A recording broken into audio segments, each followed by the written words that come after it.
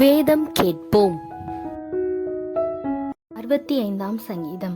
ராக தலைவனுக்கு ஒப்புவிக்கப்பட்ட தாவீதின் சங்கீதமாகிய பாட்டு.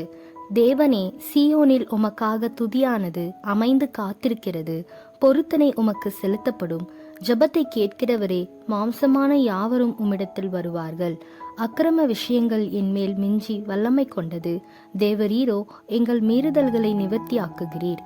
உம்முடைய பிரகாரங்களில் வாசமாயிருக்கும்படி நீர் தெரிந்து கொண்டு சேர்த்து கொள்ளுகிறவன் பாக்கியவான். உம்முடைய பரிசுத்த ஆலயமாகிய உமது வீட்டின் நன்மையால் திருப்தியாவோம்.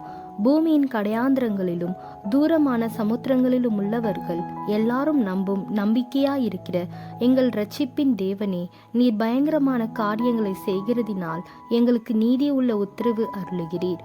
வல்லமையை இடைக்கட்டி கொண்டு உம்முடைய பலத்தினால் பர்வதங்களை உறுதிப்படுத்தி சமுத்திரங்களின் மும்முரத்தையும் அவைகளுடைய அலைகளின் இரைச்சலையும் ஜனங்களின் அமளியையும் அமர்த்துகிறீர்.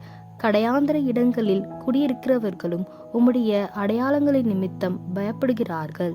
காலையையும் மாலையையும் களிகூற பண்ணுகிறீர். தேவரீர் பூமியை விசாரித்து அதற்கு நீர் பாய்ச்சுகிறீர். தண்ணீர் நிறைந்த தேவ நதியினால் அதை மிகவும் செழிப்பாக்குகிறீர். இப்படி நீர் அதை திருத்தி அவர்களுக்கு தானியத்தை விளைவிக்கிறீர். அதின் வரப்புகள் தனியத்தக்கதாய் அதின் படைசால்களுக்கு தண்ணீர் இறைத்து அதை மழைகளால் கரைய பண்ணி அதின் பயிரை ஆசீர்வதிக்கிறீர்.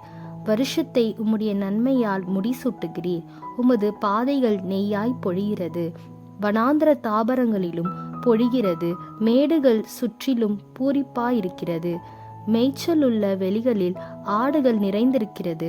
பள்ளத்தாக்குகள் தானியத்தால் மூடியிருக்கிறது. அவைகள் கெம்பீரித்து பாடுகிறது.